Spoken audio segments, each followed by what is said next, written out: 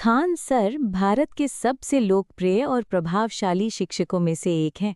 उनकी जीवनी केवल एक व्यक्ति की कहानी नहीं है, बल्कि ये संघर्ष, नवाचार और शिक्षा के प्रति अटूट समर्पण की गाथा है। जन्म और प्रारंभिक जीवन। खान सर का जन्म उत्तर प्रदेश के देवरिया जिले में एक मध्यम वर्गीय परिवार में हुआ था। उनके पिता एक सेना अधिकारी यानी रिटायर्ड थे और उनकी माता एक गृहिणी हैं। बचपन से ही उनके घर में अनुशासन और देश सेवा का माहौल रहा।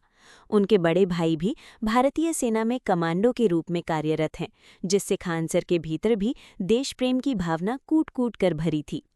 शिक्षा और सेना में जाने का सपना। खान सर ने अपनी प्रारंभिक शिक्षा उत्तर प्रदेश से ही पूरी की। वे बचपन से ही एक मेधावी छात्र थे, लेकिन उनका मुख्य लक्ष्य भारतीय सेना में शामिल होना था। उन्होंने एनडीए यानी नेशनल डिफेंस एकेडमी की परीक्षा पास की और साक्षात्कार यानी एसएसबी के चरण तक भी पहुंचे। हालांकि शारीरिक परीक्षण यानी मेडिकल में उनके हाथ के टेढ़ेपन यानी फिजिक कंस्ट्रेंट के कारण उन्हें रिजेक्ट कर दिया गया। ये उनके जीवन का सबसे कठिन मोड़ था, क्योंकि वे अपने देश की सेवा वर्दी पहनकर करना चाहते थे, लेकिन उन्होंने हार मानने के बजाय सेवा का माध्यम बदल लिया। शिक्षक के रूप में शुरुआत। सेना से बाहर होने के बाद वे इलाहाबाद यानी अब प्रयागराज चले आए, जहां उन्होंने अपनी उच्च शिक्षा पूरी की। उन्होंने एमएससी की डिग्री हासिल की। पैसों की तंगी के कारण उन्होंने कुछ बच्चों को ट्यूशन पढ़ाना शुरू किया। यहीं से उन्हें महसूस हुआ कि उनके पास जटिल विषयों को बहुत ही सरल भाषा में समझाने की एक अद्भुत कला है। वे पटना चले आए और वहां एक छोटे से कोचिंग संस्थान में पढ़ाना शुरू किया।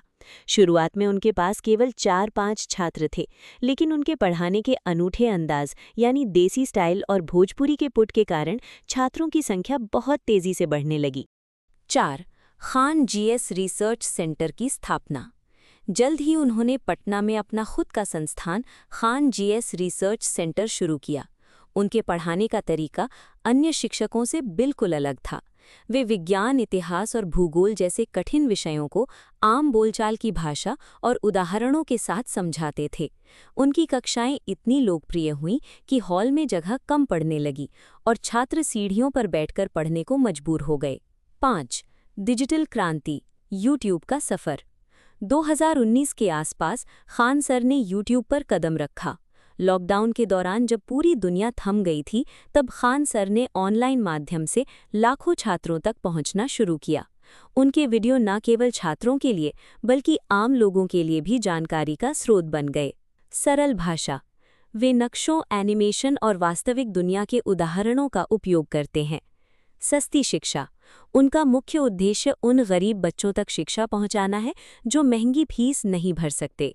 उन्होंने बहुत कम फीस जैसे 200 रुपये से 500 रुपये में बड़े कम्पिटिटिव एग्जाम्स के कोर्स उपलब्ध कराए। 6. विचारधारा और शिक्षण शैली।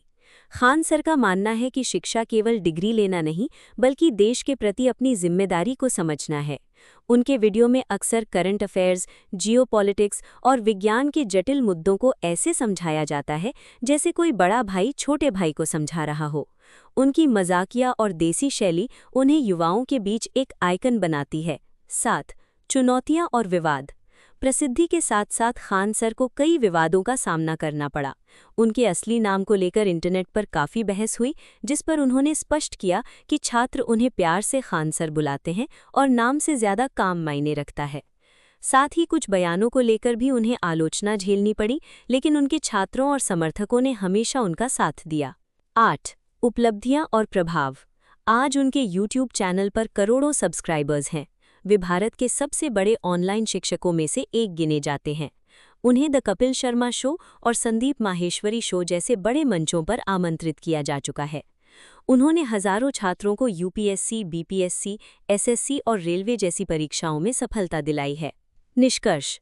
खान सर की कहानी हमें सिखाती है कि अगर एक रास्ता बंद हो जाए, जैसे उनका सेना में ना जा पाना, तो भगवान आपके लिए उससे भी बड़ा रास्ता खोल देता है। आज वे भले ही सीमा पर बंदूक लेकर खड़े नहीं हैं, लेकिन वे कलम और ज्ञान के माध्यम से करोड़ों युवाओं का भविष्य बनाकर देश की सबसे बड़ी सेवा कर रहे हैं। और आप लोग भी यहाँ तक आ ही गए हैं तो चैनल को सब्सक्राइब कर लीजिए। वीडियो में लास्ट तक बने रहने के लिए धन्यवाद।